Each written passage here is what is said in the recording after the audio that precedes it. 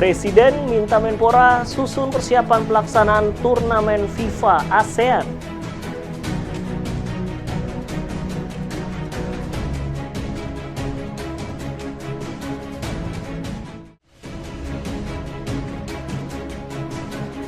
Wapres tinjau bendungan dan beri bantuan anak yatim di Gorontalo.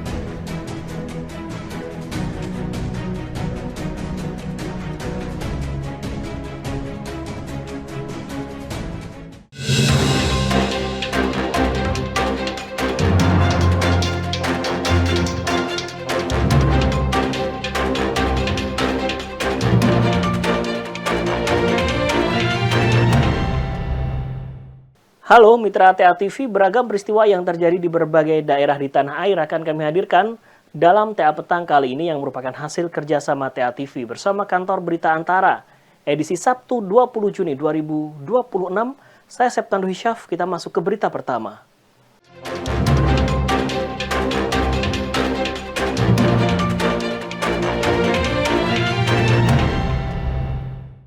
Menteri Pemuda dan Olahraga Republik Indonesia Erick Thohir melaporkan peluang Indonesia untuk menjadi salah satu tuan rumah dalam turnamen FIFA ASEAN pada September hingga Oktober mendatang kepada Presiden Prabowo Subianto.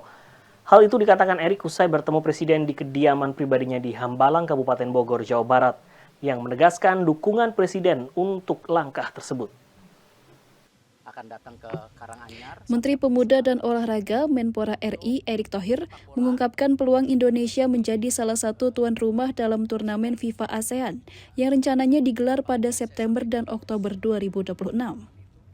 Dijumpai usai mengikuti pertemuan bersama Presiden Prabowo Subianto di Hambalang, Kabupaten Bogor, Jawa Barat pada Jumat 19 Juni, Erick menjelaskan Indonesia menerima respons positif dari FIFA atas pencalonan sebagai tuan rumah FIFA ASEAN. Komitmen untuk mendukung langkah itu pun dinyatakan Presiden Prabowo Subianto yang disebut menjadi bagian dari upaya meningkatkan prestasi olahraga di tingkat internasional. Ia pun mendapat arahan untuk persiapan agenda yang dimaksud dan segera menjalin komunikasi dengan berbagai kementerian terkait. Sudah ada respon positif dari FIFA mengenai Indonesia menjadi salah satu tuan rumah untuk FIFA ASEAN di bulan September Oktober tahun ini. Nah, jadi Bapak Presiden mendukung, Bapak Presiden akan menyiapkan surat supaya nanti kita bisa dipilih oleh FIFA untuk menjadi tuan rumah. Jadi kita tunggu nanti. Dalam pertemuan tersebut turut hadir pelatih Timnas Sepak Bola Indonesia John Hertman. Hertman menilai FIFA ASEAN menjadi ajang yang bagus bagi skuad Garuda unjuk gigi sebagai yang terbaik di kawasan.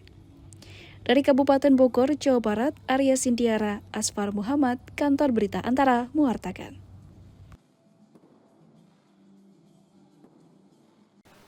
Wakil Presiden Gibran Rakabuming Raka melakukan kunjungan ke Provinsi Gorontalo untuk meninjau pembangunan Bendungan Bulango Ulu di Kabupaten Bone Bolango. Dia juga menyempatkan diri untuk membelikan perlengkapan sekolah untuk 120 anak yatim piatu di kota Gorontalo.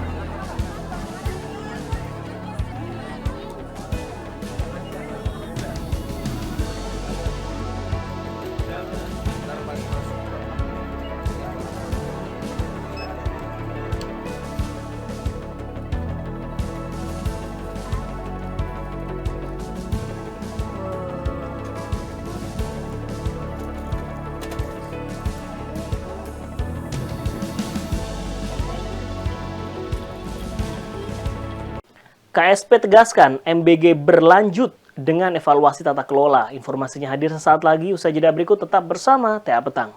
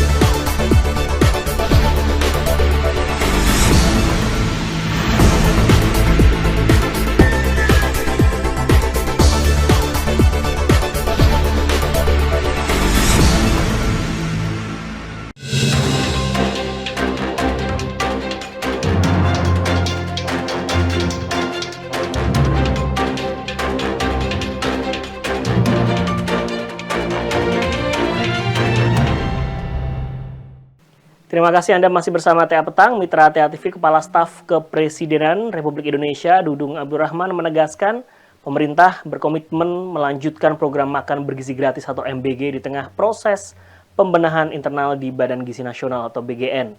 Pergantian pimpinan BGN dan proses hukum yang saat ini berjalan menunjukkan bahwa pemerintah tidak menutup mata terhadap masalah yang terjadi di BGN. Pemerintah berkomitmen melanjutkan program makan bergizi gratis (MBG) di tengah proses pembenahan internal yang sedang berlangsung di Badan Gizi Nasional. Dalam keterangan resmi, Kepala Staf Kepresidenan Dudung Abdurrahman menyatakan pergantian pimpinan BGN dan proses hukum yang saat ini berjalan menunjukkan bahwa pemerintah tidak menutup mata terhadap masalah yang terjadi di BGN. Pemerintah memiliki keberanian untuk melakukan evaluasi, memperbaiki kelemahan, dan membenahi tata kelola program MBG agar semakin baik ke depan.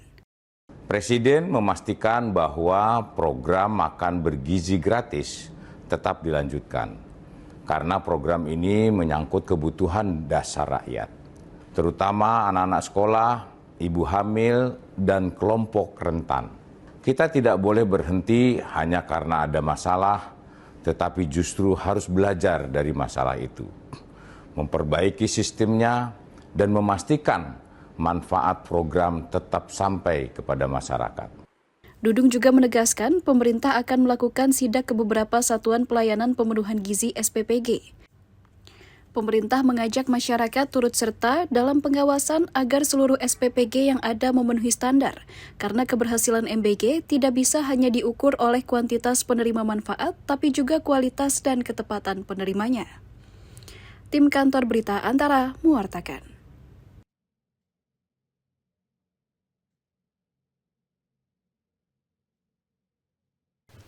Pemerintah Provinsi Jawa Tengah mengatur ulang pola menu program makan bergizi gratis MBG dengan mewajibkan penyajian telur dan ayam masing-masing 2 kali dalam sepekan di seluruh satuan pelayanan pemenuhan gizi atau SPPG.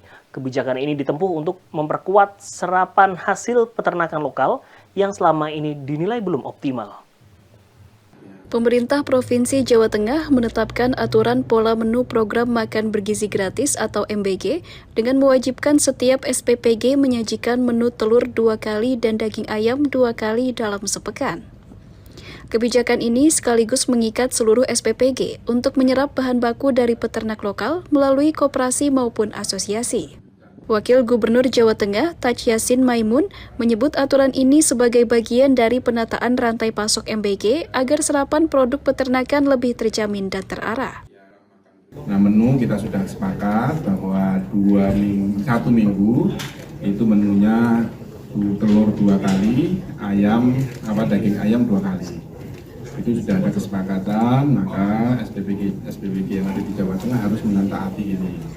Yang kedua, pasokannya SPPG yang ada di Jawa Tengah harus membeli pasokan makanan itu dari Jawa Tengah. Baik itu yang dikelola oleh koperasi maupun asosiasi, termasuk asosiasi petelur maupun daging ayam. Pemerintah menyatakan kebijakan ini tidak hanya menata pola konsumsi program MBG, tetapi juga menjadi intervensi untuk menjaga stabilitas harga telur dan daging ayam di pasar. Direktur Pemberdayaan dan Partisipasi Masyarakat Badan Gizi Nasional, Tengku Syahdana, menyebut skema ini sekaligus membantu menyerap produk lokal dan menekan fluktuasi harga di tingkat petani dan peternak. Selama ini untuk per SPPG itu ada yang 2 kali dalam seminggu menu telurnya, daging ayam, ada juga yang 1 kali.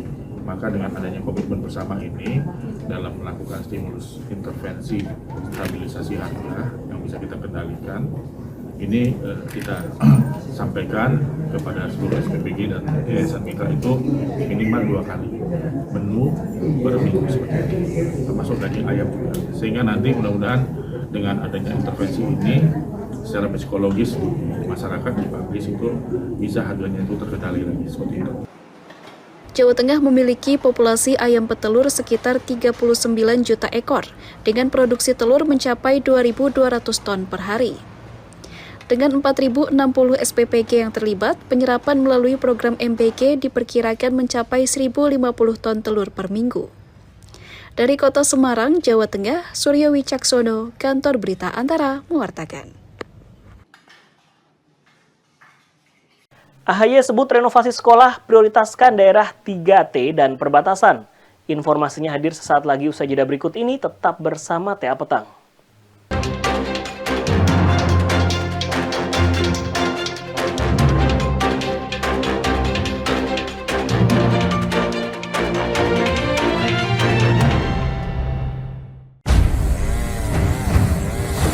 Setiap detiknya, dunia kehilangan beberapa titik pohon di hutan. Manusia serakah membuat rusaknya ekosistem hutan sebagai penahan air. Banyaknya hutan yang rusak akan membuat penurunan kualitas oksigen di muka bumi ini. Kurangi konsumsi air, manfaatkan lahan kosong untuk penghijauan. Biasakan buang sampah pada tempatnya.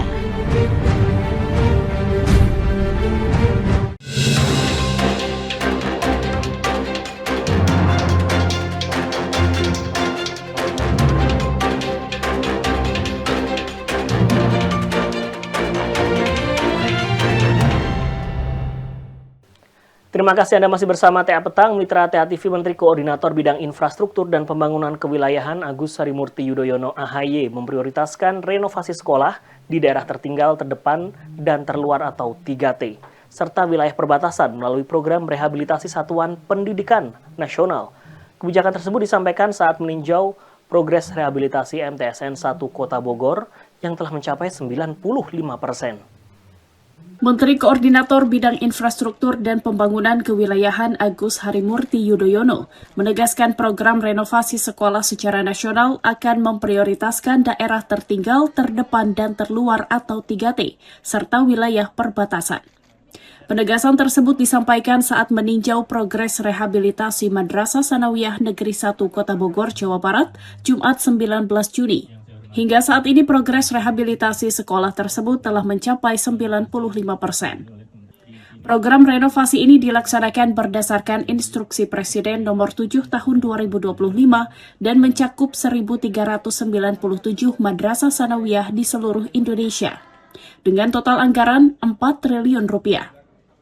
Hingga pertengahan Juni, progres pekerjaan secara nasional mencapai rata-rata 62%. Bahwa kita ingin memprioritaskan daerah-daerah yang memang sangat membutuhkan. Tadi daerah 3T, daerah terluar, terdepan, dan tertinggal, termasuk juga di wilayah perbatasan.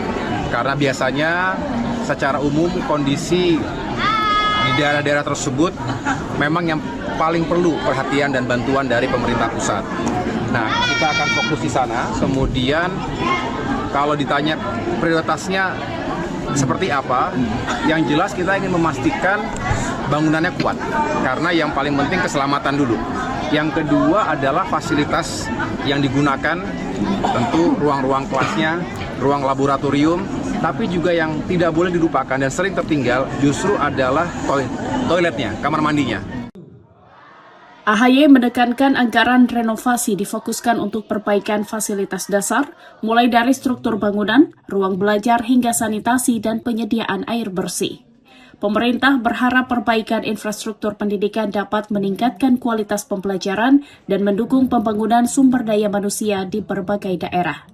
Dari Bogor, Jawa Barat, Fazar Ilham, Kantor Berita Antara mewartakan.